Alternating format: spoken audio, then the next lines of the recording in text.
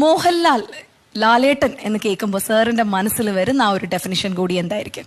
ദൈവം ഇത്രയും അനുഗ്രഹിച്ചിട്ടുള്ള മറ്റൊരു കലാകാരൻ മലയാളത്തിൽ നല്ല ലോകത്ത് തന്നെ ഉണ്ടെന്ന് എനിക്ക് തോന്നുന്നു.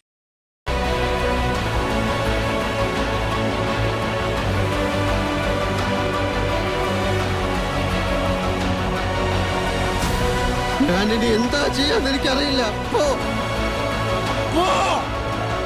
ഈ കീചകന് ഒരു അർജുന വേഷം കൂടി.